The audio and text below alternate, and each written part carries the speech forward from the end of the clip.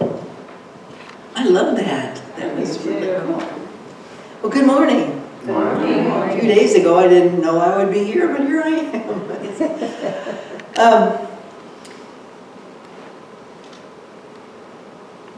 The title, what did you say? I thought it was kind of funny then that Bernetta has laryngitis. I don't know which was a whole different subject, but anyway. So if I were to ask you, what did you say? You probably would tell me it depends. So much can go into those words. If it could be easy, you know, like because I wear hearing aids now, I don't hear as well, very well, and sometimes I still, even with hearing aids, I don't hear as well. So you might well hear me say, "What did you say?" It just means I want to understand. I want to hear what you say. Nothing mean. You might also hear someone say, "What did you say?" You know, and that's a whole different thing. I used to have that tone and everything with my kids. If they were. So a lot depends on how you hear things.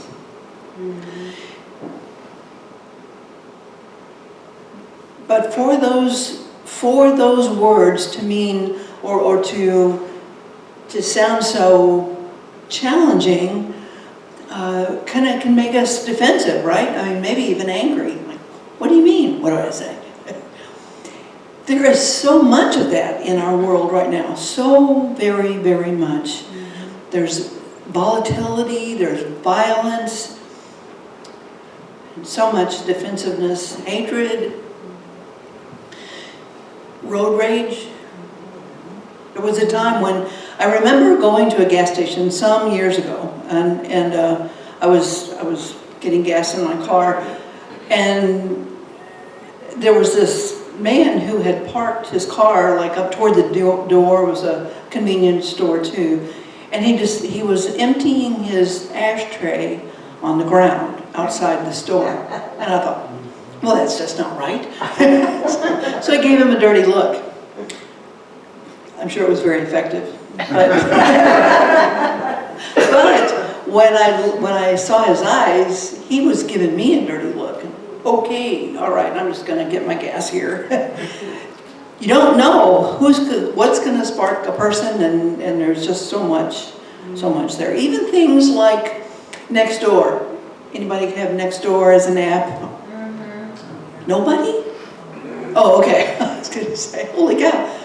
I mean, it's kind of part of my entertainment.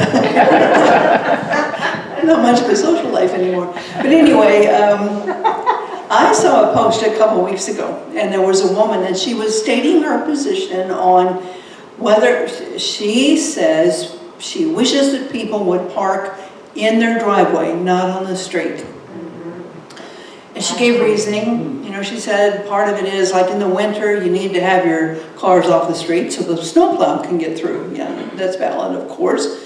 And then otherwise, it's just if people on both sides of the street park in the street, it can be kind of tough to maneuver yourself in between the parked cars. So that was her position, and I read it and I thought, okay, let's see what the comments say. There's my entertainment, is just to see who's saying what. Well, there were a good number of people that completely agreed with her. Yes, people need to stay off of the street. There were an equal number of people that you just need to mind your own business. You know, and they said it in not as nice terms, but they're like, no breaks for her. One nice gentleman felt called upon to explain why he had cars on the street. They had multiple drivers in their house, and so they were constantly kind of moving cars around and stuff. Anyway, but I was impressed with the variety and the polarity, I guess, of the comments. And that's a simple little post, you know, just some of the things that I've read in comments about different subjects can get really, really vicious, right? You've seen that, you've heard that, it seems like it's just everywhere. Now in unity, we teach oneness, right? We are one. We are each and every one of us created by a loving God. And we are created with a spark of divinity within us. And we know this truth. We do what we can, like Karen, remembering that, because in knowing that truth is helpful for me, and I think for many people, to stay in my peace. To know that with God all things are possible, that God and I are one. All of those things that I say up here all the time. But sometimes we get caught up in our differences. There are a lot of differences in preferences, differences in belief, differences in values, all kinds of differences. Preferences is, of course, we all like different things, Who likes Mexican food? Yeah, me too. I love Mexican food. I'm not a seafood person, so I'll pass on that. We have preferences. That's great. That's no problem. Clothing. I cleaned out my closet yesterday, and some of those, I hate to tell you how old some of those things were that I cleared out. I mean, they were 40 years old. Some of those shirts, and anyway, I cleaned out the clothing, and I can tell that at one time, I believed, anyway, that I looked better in it than I do now. This body at this age does not wear clothes the way it used to. So our clothing, we have different, so my preference in clothing is different than it was 30, 40 years ago. Food, clothing, cars. When I was a kid, my mom's side of the family liked Chevys. Only way to go. My dad's side of the family liked Fords. So whenever there was a family get-together, it was kind of a friendly, joking back and forth, but they really did buy Chevys and Fords. I mean, those were their beliefs. That's fine. No, not a problem. The list of differences in all areas just can go on and on and on. And I think the important thing for us to think about and focus on is some questions. The first one is, do we expect others to be like us? Good answer. No. Not at all. Do we think our way is right? There's a no, there's a yes. It's just my way. Do we try to change others? No. Depends. Do we try to change ourselves? Sometimes. Sometimes, yes. I think this expectation that we're going to be the same, we're going to be thinking, I find myself being that way all the time. Sometimes I'm surprised. Oh, that's what they think about. Ooh, zip it up. So it's important, I think, to keep those things in mind. What am I thinking? How am I seeing things? And wouldn't it be nice if there was a way to be with others in a caring, non-threatening way?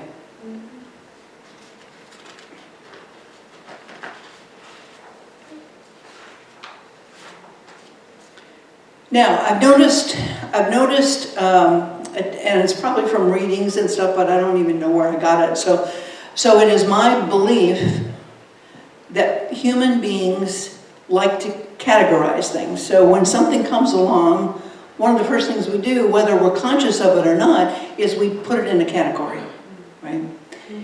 It's kind of an innate thing. We as humans, we needed to recognize danger in the primitive days. So it was important, it was critical that right away we could recognize danger. And we don't have saber-toothed tiger, and Maria Namath likes to say we don't have saber-toothed tigers waiting around the corner from us anymore, but the brain in that primitive place sees anything that challenges, anything that seems dangerous, anything that we should guard against, like me guarding against getting beat up because I'm giving a dirty look to somebody who empties ashtrays. You know, I need to recognize that he's not liking this. You know, we have to be able to recognize things. The categorization, though, happens almost instantaneously, and it may not be the way we would logically think about something. So, for example, if you see some kind of animal in front of you, and it's got 4 legs, what's happening in there is part of, you know, something. Is this a dog? No, nope, that's not a dog. Is it a cat? I know cat. Nope, that's not a cat either.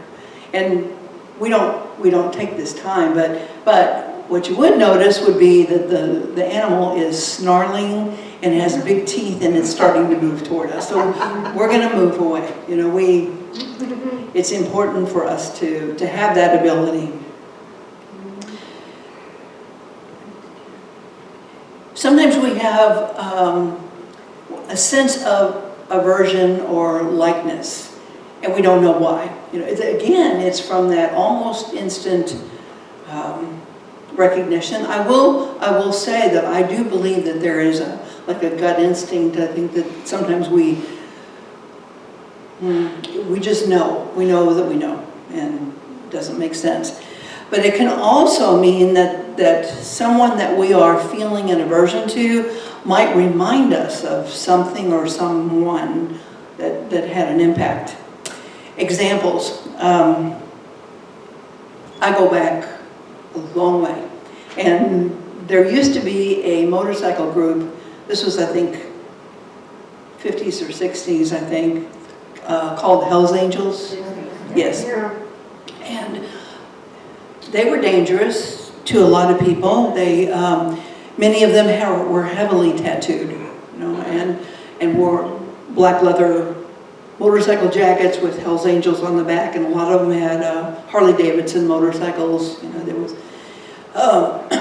and back in that day, they were kind of fearsome. But I think that the tendency to look strangely at people with tattoos for a while, it's pretty accepted now, was because of that linkage in our brains that's like that. You know. Clothing, I've told you that, you know, that I go back a ways, and so things that I see, you see all these reports of this celebrity event and that celebrity event, and there are a lot of women who are wearing clothes that are very revealing. And it is, it's not something I would do, you know, like still kind of, you know, that sort of thing. Not just on preferences, but I think then our beliefs have a say in this too. Someone might see a couple, same-sex couple holding hands, and that might be something that triggers that aversion reaction. You know?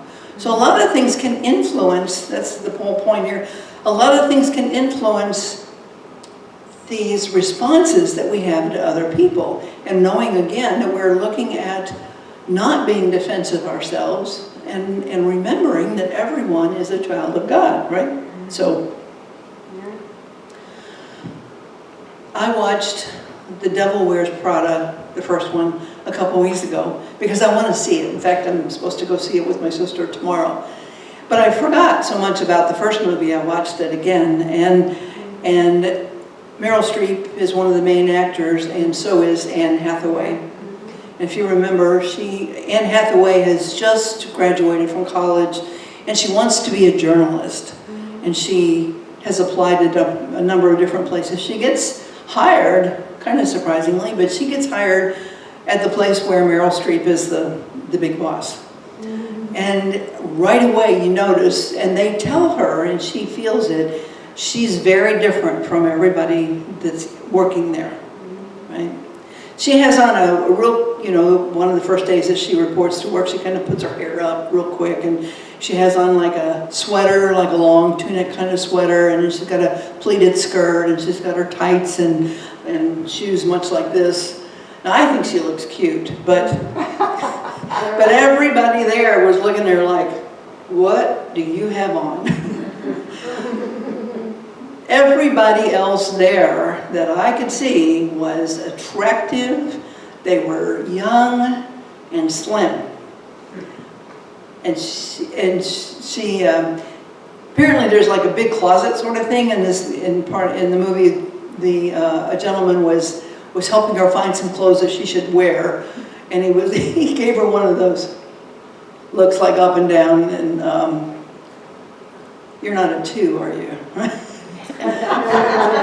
She said, no, I'm a 6. And I can't tell you the last time I remember being a single digit size, so 2, 4, 0, 2, 4, 6. 6 is pretty darn cute, But there, it's not acceptable. They are very thin, So you have to be young, attractive, slim. She decides that she feels this. The otherness, the difference. She has been made the other, by almost everybody there. We'll talk more about otherness. And she feels that, but she also recognizes that it's possible if she can hang in there and do a good job for maybe a year, she might have the ability to be known to some big name magazines and be able to get a better job as a journalist, instead of a right-hand person for Meryl Streep. Mm-hmm. She knows, though, that some of her values are very different from the people at the magazine. So in some ways, she's sort of conflicted. She was other. I'm not going to say much more because if you're going to rewatch it or watch it, but it's a great movie, and I thought it was a good example of being like or being unlike in this otherness. Now, in real life, we are attracted to people that are like us, right? And there are some really good aspects of that, really good. We in this room are like-minded in our approach to spirituality. And that makes it easier to support each other, to help each other, to be with each other. We come together regularly to do that. It also can be very beneficial when there's a job to be done. Many hands can do a whole lot more than just one pair of hands can do. I remember just a real short little thing. When I was at Bell, we used to have these workshops that we'd go to. There was one that was a survival workshop. We were given sheets of supplies, and we were told we could choose some number, I don't know, 5 or something. Anyway, and we'd be like on a desert island or something. And so I went through and I found my 5 items, and then we got in groups, and we talked about the different items that people decided, and they even had, I think, like an optimum things that you would take. I would have died like in 3 days. I didn't have any of them, so I was clearly easily impressed, and it has stayed with me. It's better if I'm working with other people. It'll be a better product, a better service, Sometimes when these like-minded people come for a cause, when I think of Mothers Against Drunk Driving is a really good example. The environmentalists. So there are really good things about being with like-minded people. Where it gets bad is when that group of people starts feeling like they're right. They are the right ones. And everybody else is wrong. That's practicing othering. I have felt like the other from time to time, and it's not a good feeling, but So in real life, we don't want to practice othering. We don't want to be on this receiving side, or we don't want to be on the giving side either. I think, remember when Mean Girls was a thing? Snarky is a word still, you know, all of those things. That's not who we are, that's not what we want to be. Sometimes that is purposely causing a division in people. And sometimes a means of doing that is using fear. Well, you can't have this or you can't do that if you don't, you know, do whatever this is that they want from you. No, I think we need to be able to be in groups. We need diversity. We need to value diversity. There's a richness in it, just like the survival group that I just mentioned. Our bodies, we are made up of a whole lot of different organs. You know, we're not one big foot. You know, we have heads and all of that thing. You know, we are an organization of different parts. It's like that. I believe with my whole heart that groups that try to include diversity will produce better products and services.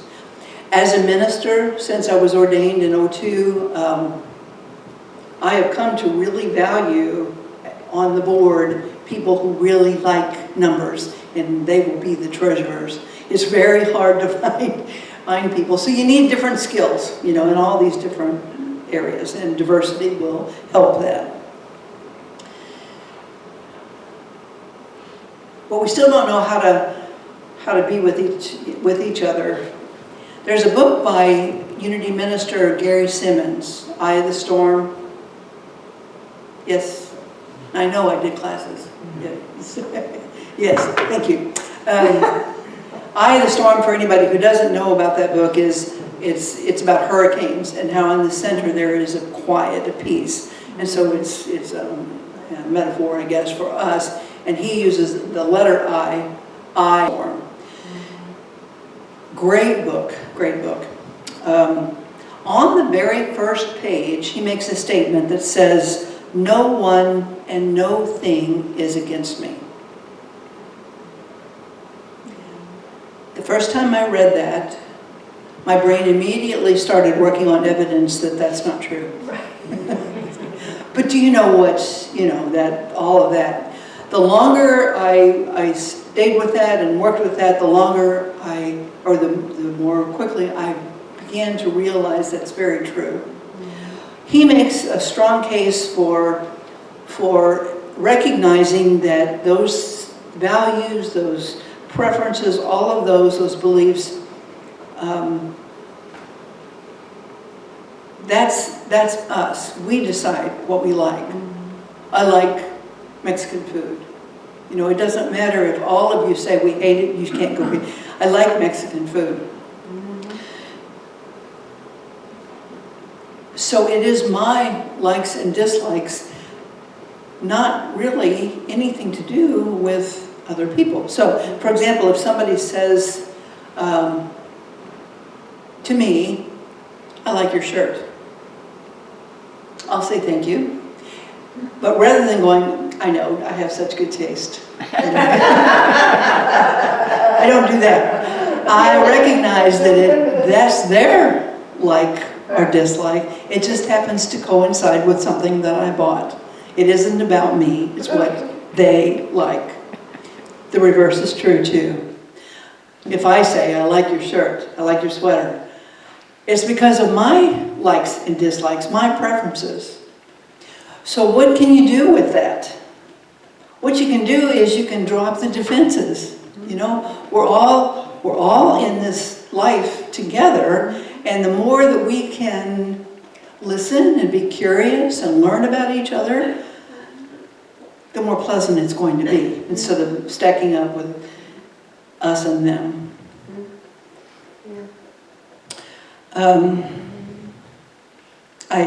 I had written in here, so in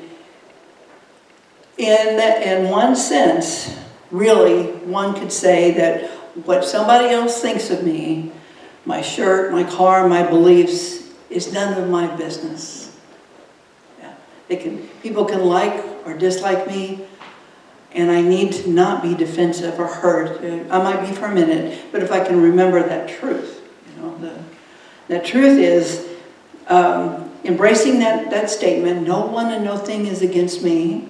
We are each doing the best that we can.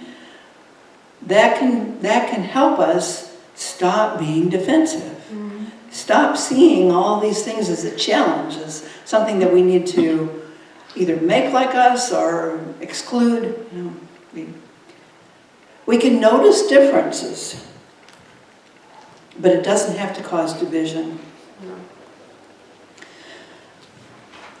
Some years back, and I know some of you guys were involved, there was a group that came from St. Louis and worked with clergy here in the St. Charles area, and they had these things called Conversations on Race Plus Action. I know some of us did some of those. It was excellent. We had a couple of nights where the leaders of that would lead discussions, and it was just fascinating to hear the experiences of people of color.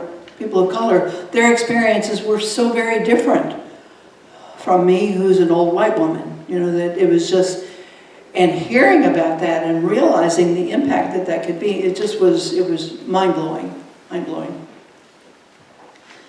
And it supports our truth that every person is worthy of our regard because they are a child of God. Period. We have laws, they need to be upheld. We have rules for living in a society. All that's fine, but we don't have to get emotionally involved in all of that. As we learn to better listen to ourselves and other people, the more we can build trust and safety within ourselves and with other people. We need to be curious about another's experience. Tell me, Tell me about that. How was that for you? What was your experience of that? Without judgment. We're not trying to change anybody.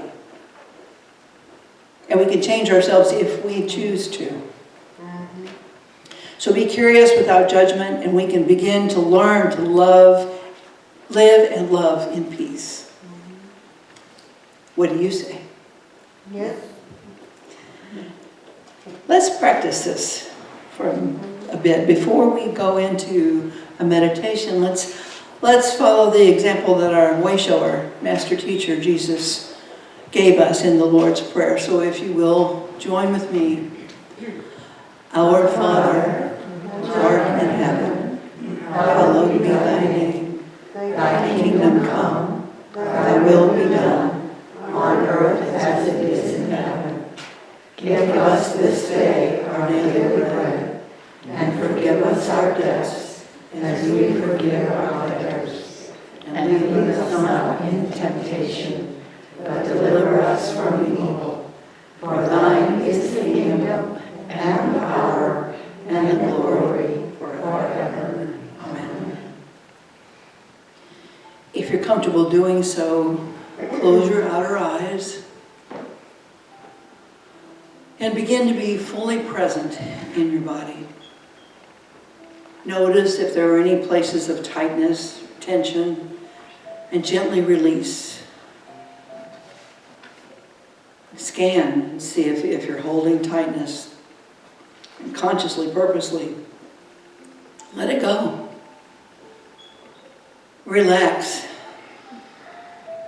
A wonderful way to have our bodies do that is just to take a couple or three deep, deep breaths. In, hold, and release.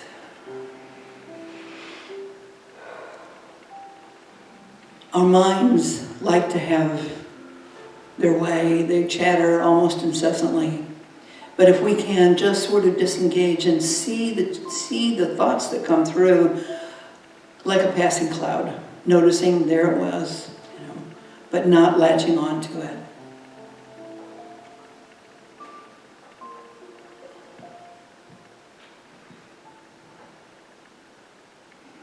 We are children of God.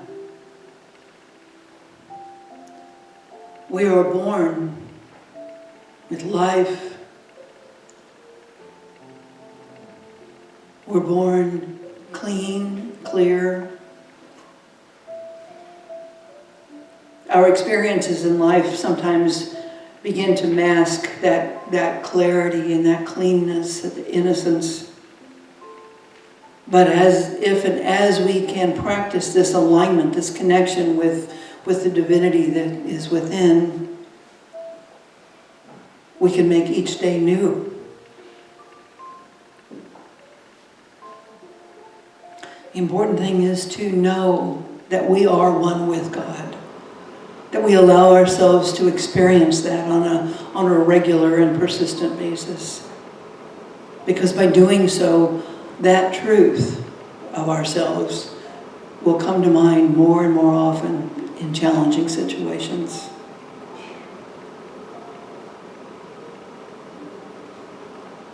People don't have to be like me. People don't have to be like you.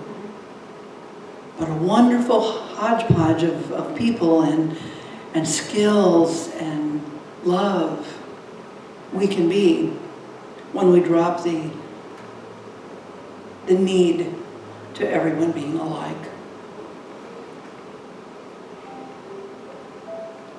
It is in this alignment that we can bring our requests, our needs, and just hold those in our hearts as we allow ourselves to be open and receptive and still. The universe is just waiting for us to be open and receptive, because then it can open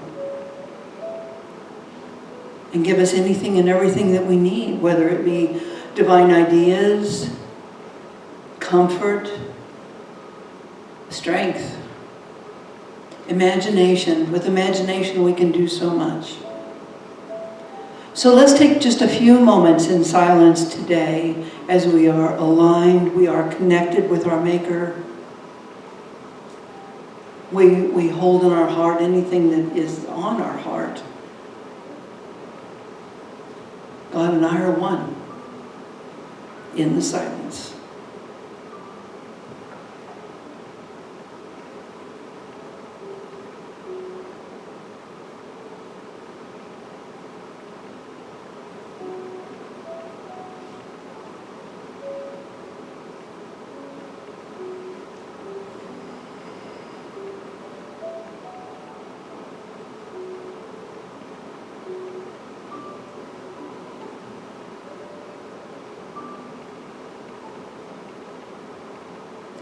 As we begin to bring ourselves back into this space, into this room, we bring with us the awareness, the knowledge, and the comfort of knowing that we are among like-minded people, that we are here to support each other, help each other on our spiritual paths. We come with that assurance that God wants only the best for me. This knowledge of the truth of who and what we are allows us to be that eye of the storm, allows us to be in a world where there are storms swirling seemingly all the time, and we can be peaceful. And we wait and we listen as to what is ours to do. In that awareness and in that knowledge, then we go forth knowing that we are one with God, that we have unique talents and skills and abilities that are useful. We are grateful. We're grateful to know the truth. We're grateful that we are aware of our oneness. We're grateful for each other and grateful for the opportunities to come together like we do on Sundays. For all of this, we just simply say thank you. Thank you. Thank you, God. And so it is. Amen.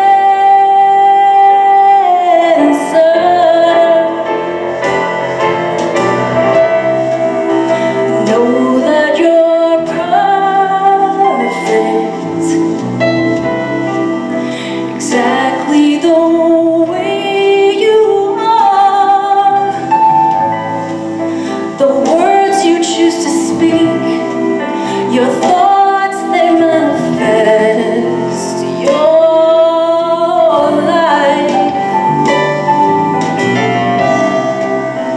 Will you keep guiding me to be my most highest self? Everything I need is all within me right here, right now. Here I am. My heart is wide open. Receive the love so pure and true. I shine the light bright for you and you and you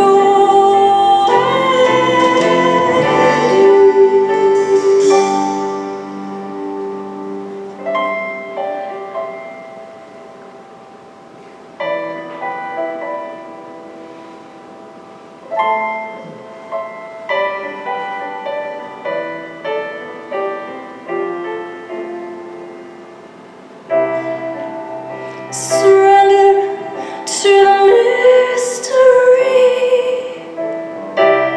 You can't control, so let it go. Allow it to simply be here and now, and everything is one with each other. Love is the answer.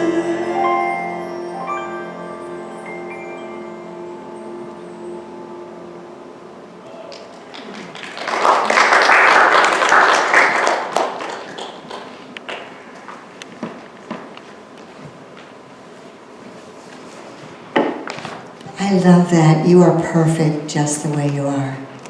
Yeah. Thank you for that wonderful message. Yes, it's just about, we all see differently, but we all have value. And if I can step back and see that value, then we're happy. Instead of saying, nah, I don't agree with me. Anyway, thank you very much. Okay, now I'd like to go over the affirmations that Vernetta put in your bulletin. And so it is, I trust the divine flow, what leaves my sight is lifted to new life.